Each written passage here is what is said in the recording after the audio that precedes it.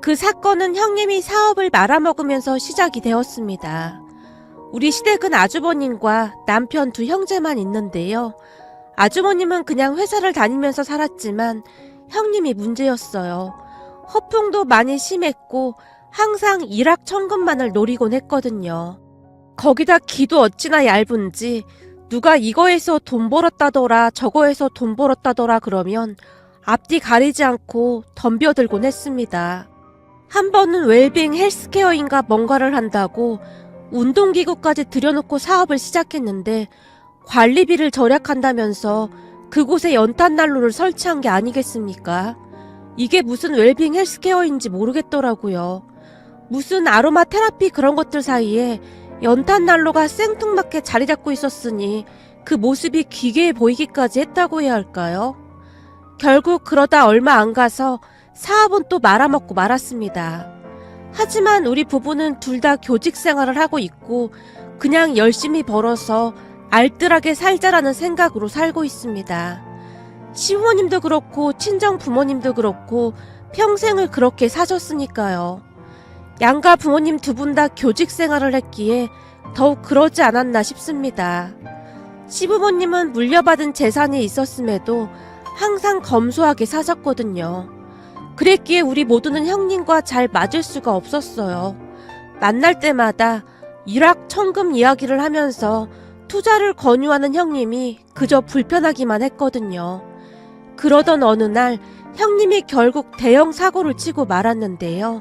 아는 지인의 말을 듣고 한 식당을 인수해서 장사를 시작했는데 반년도 못 가서 식당이 쫄딱 망했거든요. 식당을 인수한다고 했을 때 가족 모두 뜯어말렸어요. 형님, 그 식당이라는 게 웬만해서는 성공하기가 쉽지 않다고 하더라고요. 잘 알아보고 해야 할 것 같아요. 동서, 내가 당연히 알아봤지. 가게에 사람이 바글바글 하더라니까. 매일매일 사람이 미어 터진다 이 말이야.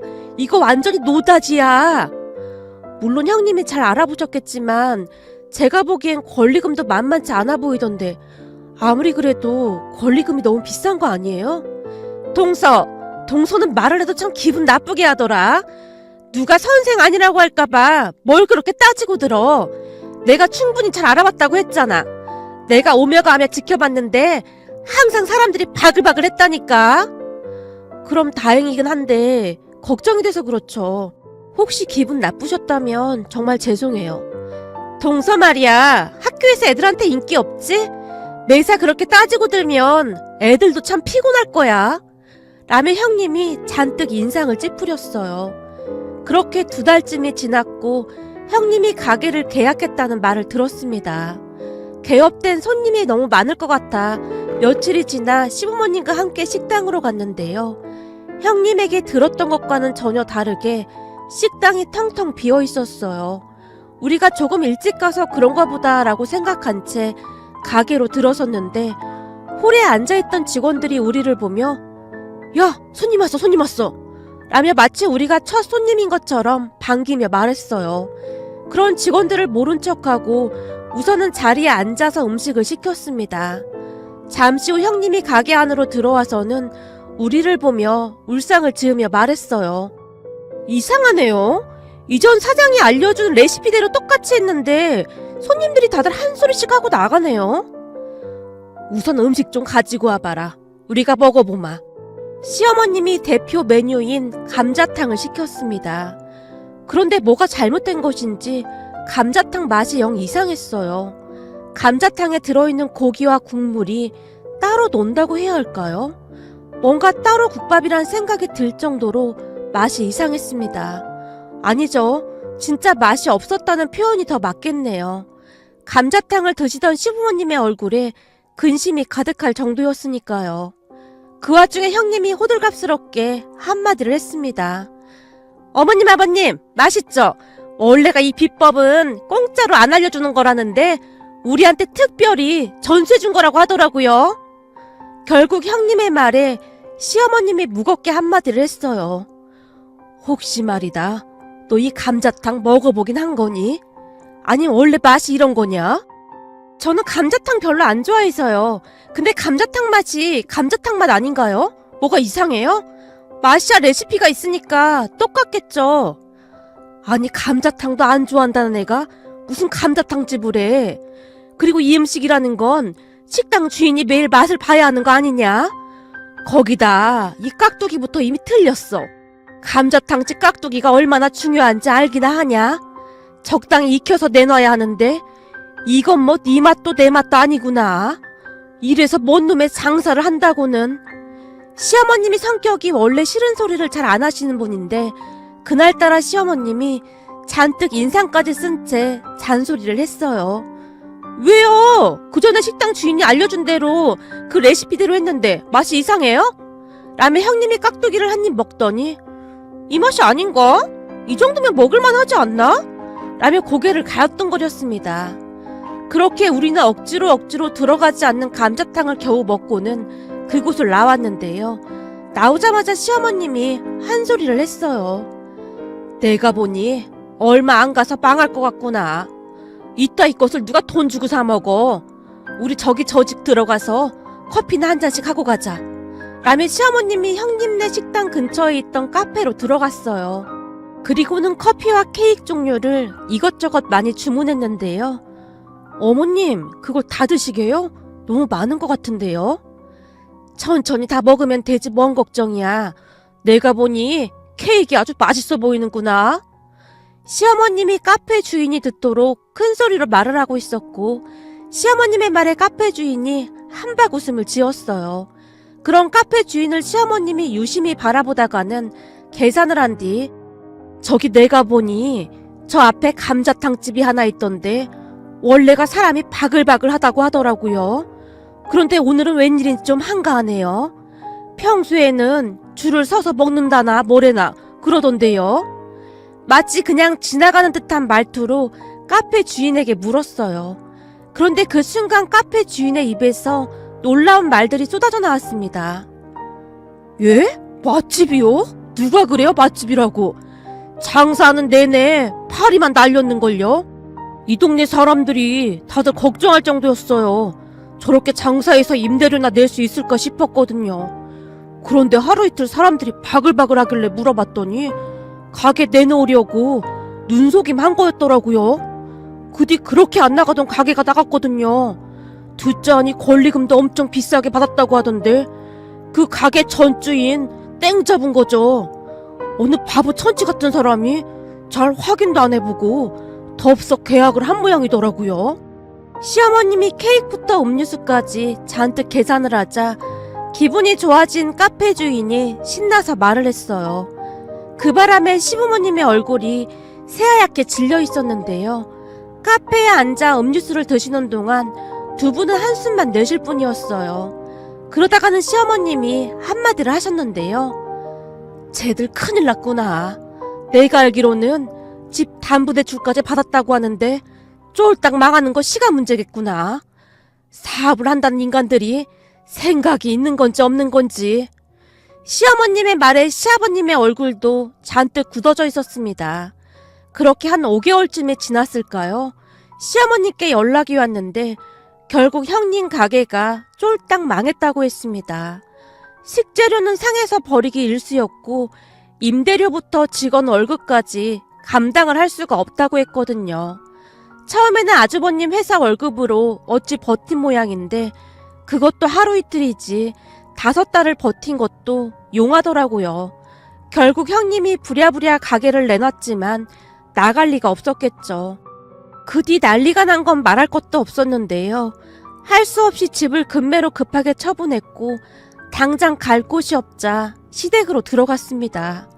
그 바람에 시어머님이 뒷목을 잡았지만 어찌할 방도가 없었어요. 물론 시부모님에게는 다른 지역에 분양받아 놓은 상가도 있고 재산도 있긴 했지만 두 분의 노후로 가지고 계셨기에 절대 손댈 수가 없다고 했거든요. 그 부분 때문에 형님과 아주버님이 말다툼을 하기도 했지만 시부모님이 눈 하나 깜빡하지 않았기에 결국 시댁에 들어가서 살게 되었습니다. 하지만 형님이 어찌 행동할지 우리는 빤히 눈에 보였는데요. 사람 성향이 그리 쉽게 바뀔 리가 없겠죠. 암튼 시댁에 들어가서 살기 시작한 이후로 크고 작은 소동이 일어나기 시작했는데요. 우선 형님은 시댁에 들어가서 손 하나 까딱하지 않은 채 시부모님 재산만 욕심내며 지원해주지 않는 것에 대한 불만만 가득했습니다. 어느 날 우리가 시댁에 갔는데 그날도 시어머님과 형님이 말다툼 중이었거든요. 내가 니들 가사도우미냐? 어떻게 된 게 하루 종일 밖으로만 나돌아다녀. 같이 살기로 했으면 니들도 살림을 하던지 해야 할 거 아니야. 전 같이 살고 싶다고 한 적 없습니다. 그러게 전세라도 얻어줬으면 서로 불편하지 않고 좋잖아요. 서로 불편하게 굳이 이렇게 살 이유가 뭐가 있느냔 말이에요. 넌 대체 양심이라는 게 있는 거냐 없는 거냐? 네가 사업한다고 홀라당 날려먹고는 미안하거나 그런 건 없는 거니? 그리고 사업한다고 날려먹은 돈이 어디 한두 푼이야? 그래요. 저도 미안해요. 미안하다고요. 아주 미안해서 미치겠다고요. 그러니까 제발 좀 그만 좀 하세요. 형님이 마치 미친 사람 마냥 방망 뛰고 있었어요. 도저히 안 되겠다 싶어서 제가 그런 형님을 말렸는데요. 형님, 진정 좀 하세요. 어머님도 답답하니까 그러시는 거잖아요. 동서, 대체 누가 형님인 거야? 상황 파악 좀 제대로 하자. 내가 동서 학생들이야? 왜 매사 나를 가르치려고 늘어? 동서가 상관할 일이 아니니까 신경 꺼. 라며 형님이 집 밖으로 나가버렸습니다. 그 바람에 시어머님이 자리에 털썩 주저앉으셨는데요. 어머님, 괜찮으세요? 어머님 혈압 높으셔서 항상 조심하셔야 해요. 형님네 그냥 나가라고 하는 게 좋겠어요. 그렇잖아도 그렇게 할 생각이다. 어디서 저런 게 며느리라고 들어와서는 사업이란 사업은 다 말아먹고 땡전 한 푼도 없으면서 하루 종일 네일 아트나 하면서 돌아다니는 게 지금 말이 되는 소리냐? 시어머님이 긴 한숨을 내쉬었어요. 잠시 후 형님이 아주버님과 함께 들어왔는데요. 시어머님께 죄송하다는 말 한마디도 하지 않은 채 방으로 쏙 들어가 버렸습니다. 결국 시어머님이 아주버님에게 소리쳤고요. 니들 빨리 직구해서 나가. 니들하고 같이 살다가 내가 제명에 못 살 것 같아. 엄마, 지금 우리가 갈 데가 어딨어요.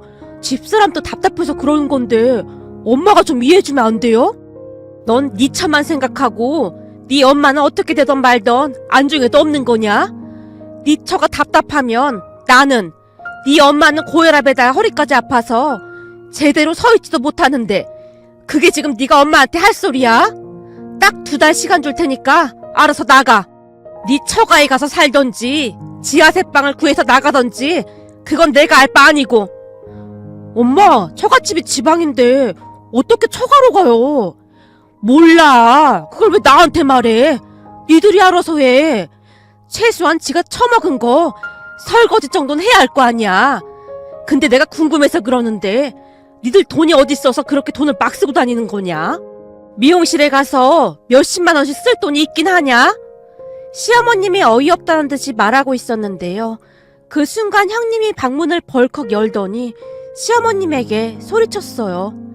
어머님, 돈도 많으신데 그 상가 팔아서 일부만 주시면 되잖아요.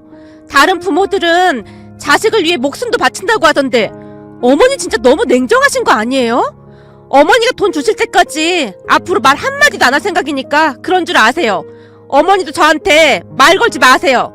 라며 방문을 쾅 하고 닫아버렸습니다. 옆에서 지켜보고 있던 우리가 질릴 정도였는데요. 아무래도 시어머님 건강이 걱정이 될 수밖에 없었어요. 어머님, 형님네 나갈 때까지 불편하시면 우리 집에 와 계셔도 돼요. 이러다 어머님 쓰러지실까봐 걱정이에요. 절대 안 된다. 그게 바로 저것들 술수인 거야. 내가 조만간 내 쫓아버릴 거다. 라며 시어머님이 이까지 갈고 계셨어요. 그 모습이 많이 불안해 보였지만 시아버님이 계시니까 별 문제 없겠지 싶었는데요. 어느 날 결국 형님이 돌이킬 수 없는 사고를 치고 말았습니다. 그 뒤 형님은 어머님을 마치 없는 사람 취급을 했다는데요. 시어머니가 불러도 대답도 안 하고 그냥 노려만 봤다고 했으니까요. 그러던 어느 날 시어머님께서 외출하고 돌아오셨다는데요. 안방에서 부스럭거리는 소리가 들리더랍니다. 그래서 슬그머니 안방문을 열어봤더니 형님이 시어머님 서랍장을 뒤져서는 상자에 있던 금목걸이랑 이것저것을 급히 주머니에 넣고 있더래요. 어찌나 집중을 하고 있던지 시어머님이 엿보고 있던 것도 모른 채 집중을 하고 있더랍니다. 그 모습을 본 시어머님이 이성을 잃었다고 하는데요. 너 지금 여기서 뭐하고 있는 거냐? 내 금부치를 왜 네 주머니에 넣어? 이제 하다 도둑질까지 하는 거냐? 도둑질이라뇨. 친구 만나러 가는데 그냥 잠깐 빌려가려고 했던 거예요. 어머님이 옆에 있었다면 물어봤을 텐데 없어서 그런 거잖아요. 뭐? 너 그걸 지금 말이라고 하는 거냐? 당장 이리 내놔. 어머님, 어차피 이거 하지도 않잖아요. 그냥 저 주면 안 돼요? 내가 그걸 왜 너를 줘? 나도 그거 우리 시어머니한테 받은 거다. 그러니 당장 못 내놔? 시할머님한테 받은 거면 어머님도 맏며느리인데 저한테 주시면 되겠네요. 그냥 저 주세요. 제가 잘 보관할게요. 당장 이리 내놓지 못해? 결국 시어머님이 고함을 지르며 금부치를 빼앗으려고 했던 모양인데요. 형님이 그런 시어머님을 뿌리쳤다고 하네요. 그런데 형님이 시어머님을 뿌리치는 과정에서 어머님이 넘어지셨다는데요. 형님이 넘어진 시어머님을 보며 비웃듯 말했다네요. 그렇게 그냥 주셨으면 좋았잖아요. 대체 어머님은 무슨 욕심이 그리도 많으신 거예요? 죽을 때 싸가지고 가지도 못하는데 자식들한테 좀 베풀고 사세요. 라고 말을 하고는 나가버렸다고 합니다. 문제는 넘어진 시어머님이 허리를 삐끗한 것인지 일어날 수가 없었다는데요. 시아버님과 남편에게 전화를 한 모양인데 둘 다 전화를 안 받으니 급한 마음에 시어머님이 제게 전화를 했더라고요. 예, 내가 넘어졌는데 허리를 삐끗해서 일어나질 못하겠구나. 네 시아버지는 전화도 안 받고 이러 어쩐다니? 많이 다치신 거예요? 글쎄 허리를 삐끗했는데 꿈쩍도 못하겠어. 그럼 구급차를 불러야죠. 잠시만 기다려보세요. 라며 제가 급히 구급차를 부르고는 학교에 이야기를 하고 시댁으로 향했는데요. 잠시 후 구급대원이 제게 시댁집 비밀번호를 물어봐서 알려줬고 땡땡 병원으로 오라는 말을 했습니다. 병원으로 이동하면서 시아버님과 남편에게 급히 전화를 했는데요. 두 사람 다 혼비백산이 된 채 병원으로 뛰어왔고 말이죠. 그렇게 형님의 만행이 만천하에 드러나게 되었습니다. 시어머님이 있는 사실 그대로를 말씀하셨거든요. 시어머님의 말을 듣는 내내 시아버님의 얼굴이 울그락불그락해져 있었는데요. 내가 이놈의 인간들을 가만 안 놔둘 참이야.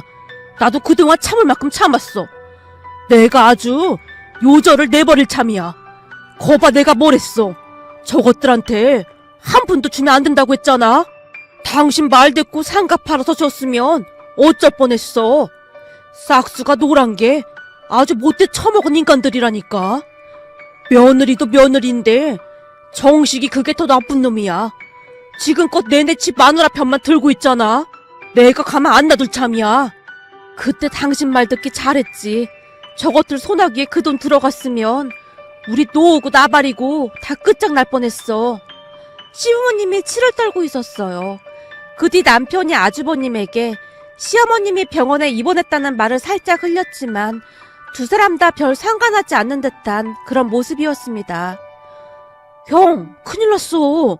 아까 형수님이 엄마를 밀친 모양인데 엄마 허리 삐끗해서 병원에 누워 계셔. 형수님 데리고 빨리 와서 싹싹 빌어. 우리 지금 처갓집 가는 중이야. 내일 주말이잖아. 다음 주 장모님 생신이어서 이번 주에 생신 파티 하기로 했어. 그리고 엄마 허리 안 좋은 거 하루 이틀도 아니고 뭘 그렇게 난리냐? 니들도 있고 아버지도 있는데 굳이 우리까지 뭐하러 가? 야, 나 이제 휴게소에서 다시 출발해야 하니까 우선 끊어. 라며 아주버님이 전화를 끊어버린 모양이었습니다. 그런데 문제는 시아버님이 전화를 했을 때도 똑같이 말을 했다고 하네요. 결국 아주버님과 형님은 돌아올 수 없는 강을 건너고 말았습니다. 그 뒤 시부모님이 어마어마한 계획을 세웠거든요. 우선 시어머님은 그 뒤에도 한동안 병원에 입원을 하고 계셨는데요. 오히려 병원이 더 편하다고 할 정도였습니다. 시아버님도 집에 잘 들어가지 않고 우리 집에서 지내곤 하셨고요. 그 모습에 형님과 아주버님은 마치 자신들만의 세상이 된 마냥 신나서 지냈는데요. 정말 기가 막혔던 것은 시어머님 병문안을 단 한 번도 가지 않았답니다. 그로 인해 괘씸죄가 추가되었고 시부모님이 이를 갈고 있었어요. 앞으로 그 인간들은 우리 가족이 아니니까 니들도 가족 취급할 필요 없다. 알겠냐? 혹시나 그 인간들한테 전화하기만 해봐. 니들 얼굴도 안 볼 참이니까.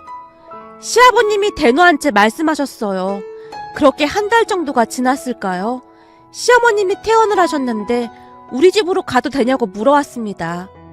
물론 저는 괜찮다고 했고요. 평일에는 내내 집에 아무도 없었기에 별 문제될 것도 없었거든요. 그리고 시부모님 성격이 워낙 패기치는 걸 싫어하시는 분들이시라 별로 불편할 것도 없었습니다. 다만 시부모님이 오신 뒤로 전날 국이랑 음식을 간단하게 만들어 놓고 출근을 하면 두 분이 드셨는데요. 그마저도 불편하다고 못하게 할 정도였어요. 어머님 미역국 끓여놨고 냉장고에 제육볶음 안 맵게 만들어놨어요. 그리고 밑반찬도 있으니까 데워서 드시기만 하면 될 거예요. 저녁은 제가 와서 준비할 테니까 음식 하신다고 막 움직이시면 안 돼요. 예, 밥은 우리가 알아서 할 테니까 걱정하지 마라. 너 힘들 텐데 반찬은 뭐하러 해놨어? 음식 하신다고 어머님이 막 움직이실까봐 그렇죠.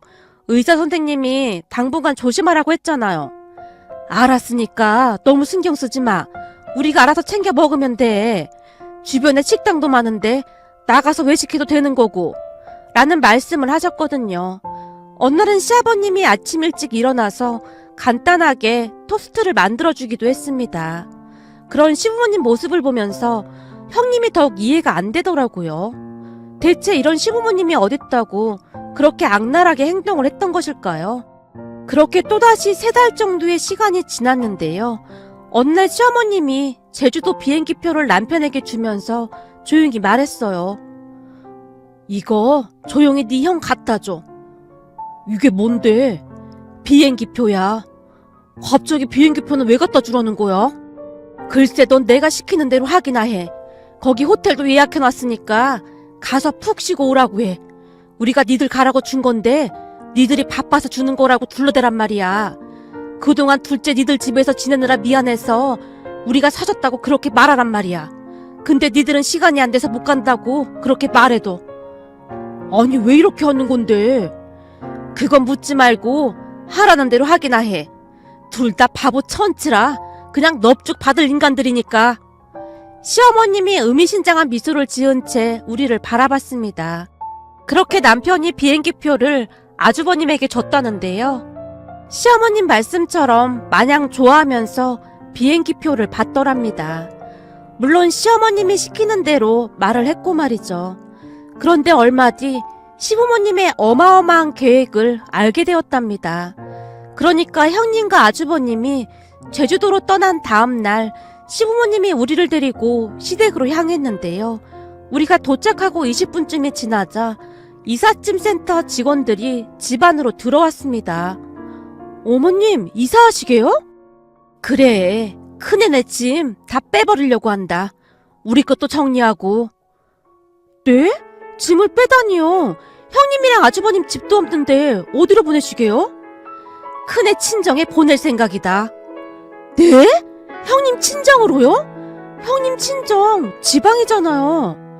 남편과 제가 놀란 채 이삿짐 센터 직원들을 바라봤고 형님과 아주버님 짐들이 순식간에 이삿짐 차로 실려나갔습니다. 그렇게 형님과 아주버님 짐들은 이삿짐 센터에 며칠 맡겨졌다가 형님 친정으로 갈 예정이라고 했어요. 어머님, 짐은 왜 이삿짐 센터에 맡기시는 거예요? 그야 제주도 간 김에 푹 쉬다 올라와야 할 거 아니야. 최후의 만찬을 즐겨야지. 그리고 큰애 친정에서 그 인간들한테 전화하면 일이 틀어질 수도 있고 말이야. 근데 전세 세입자가 오늘밖에 시간이 안 된다고 해서 그렇지. 그럼 벌써 전세 내놓으신 거예요? 말도 마라. 급하게 집 빼느라 시세보다 엄청 싸게 내놨더니 그 사람들이 집도 안 보고 계약했다. 너무 전세가 싸다고 하면서 도배 장판도 세입자들이 다 한다고 하더구나. 그리고 니들 형이랑 형수가 계속 전화해댈 테니까 우린 당분간 호텔에서 지낼 생각이야. 혹시나 우리 찾으면 미국으로 갔다고 말 좀 해다오. 저기 그리고 우리도 곧 떠날 생각이야. 네? 떠나시다니요? 어디로 떠나시게요? 니들 이모가 미국에 있잖니. 당분간 거기 가서 지내다 올 생각이야. 미국이요? 얼마나 계실 건데요? 그건 잘 모르겠구나. 그래야 저 인간들이 아주 혼비백산하지 않겠냐? 그렇게 며칠 후 아주버님이 남편에게 전화를 했는데요. 엄마 아버지 왜 연락이 안 되는 거야? 형 몰랐어? 엄마 아버지 미국 가셨잖아. 뭐? 미국? 갑자기 미국은 왜 간 건데? 이모가 보고 싶다고 해서 당분간 거기서 지낼 거래. 엄마 아버지 진짜 정신이 어떻게 된 거 아니냐? 야, 우리 경찰서까지 다녀왔어. 그게 무슨 말이야? 경찰서까지 다녀오다니. 남편이 놀란 채 물었다는데요. 아주버님이 충격적인 이야기를 했다고 합니다. 그러니까 신나서 휴가를 다녀온 아주버님과 형님이 당연하다는 듯이 시댁으로 갔다는데요. 비밀번호를 눌렀더니 번호가 틀리더랍니다. 그래서 이상하다고 생각한 채 계속 번호를 누르고 있었다는데요. 안에서 모르는 사람들이 나온 모양이었어요. 당신들 누구야? 남의 집에서 뭐 하는 거야? 우리 며칠 전에 이사 온 사람인데 그러는 그쪽은 누구시죠? 뭔 헛소리야. 여기가 우리 집인데. 그쪽이야말로 남의 집에 와서 뭐 하는 겁니까? 우리 며칠 전에 여기로 전세 들어왔어요. 뭐? 전세? 미친 거 아니야? 안에 우리 짐 다 어떻게 했어? 아주버님과 형님이 전세 세입자를 밀치고는 집 안으로 들어갔다는데요. 어찌나 놀라 있었던지 신발까지 신은 채 거실 카페트부터 안방까지 마구마구 휩쓸고 다닌 모양이었어요. 그러다가는 이성을 잃고 세입자의 멱살까지 잡았다고 하네요. 결국 전세 세입자가 경찰에 신고까지 해서 경찰서로 가게 되었고요. 아주버님이 놀라긴 놀랐던 모양으로 목소리에서 두려움마저 느껴지더랍니다. 지금 이게 말이 되는 거냐? 이 엄동설안에 우리 보고 어디로 가라고? 갑자기 이러는 게 어딨어? 거기다 엄마가 장모님한테 문자 한 통만 딸랑 보내놓고 우리 집을 처갓집으로 보낸 모양인데 지금 처갓집도 난리 났어. 글쎄, 나도 엄마 아버지랑 통화가 안 돼서 정확히는 잘 모르겠어. 형, 나 지금 바빠서 통화 오래 못해. 그만 끊을게. 잠깐만 기다려봐. 우리 당장 갈 곳도 없단 말이야. 당분간만 니네 집에서 지내면 안 되겠냐? 그건 곤란할 것 같은데. 우리 집에 장인 장모님 올라와 계시거든. 장인어른 몸이 안 좋아서 당분간 병원 다니시면서 여기서 지내기로 했어. 뭐? 그럼 우린 어떡해? 그걸 우리한테 물어보면 어떡해. 엄마 아버지한테 계속 연락해봐. 너 혹시 미국 이모 연락처 아냐? 아니, 난 잘 모르는데. 형, 나 바빠서 전화 끊어야 해. 남편이 급히 전화를 끊었어요. 그 뒤 시어머님 휴대폰으로 안 사둔 어른이 전화를 했지만 시어머님이 무시해버린 채 정말 미국으로 떠나셨습니다. 그렇게 형님과 아주버님은 하루아침에 거리에 나앉게 되었는데요. 형님네 친정으로 내려간 짐들이 거실부터 마당까지 잔뜩 쌓여있다고 했으니까요. 형님네 친정집이 크지도 않아서 짐을 다 들여놓기도 힘들다고 했거든요. 그리고 형님 친정에 빌다시피 해서 돈을 조금 빌렸던지 작은 지하세방으로 들어갔다는데요. 그러거나 말거나 시부모님은 눈 하나 깜빡하지 않고 있답니다. 시부모님 집에서 편하게만 살다가 지하세방에서 살려고 하니 사는 게 아닌 모양이더라고요. 시부모님이 10원 한 푼도 도와주지 말라고 몇 번이나 말씀하셨기에 저희도 그냥 모른 척하고 있답니다. 형님과 아주버님이 언제쯤 정신 차릴 수 있을까요?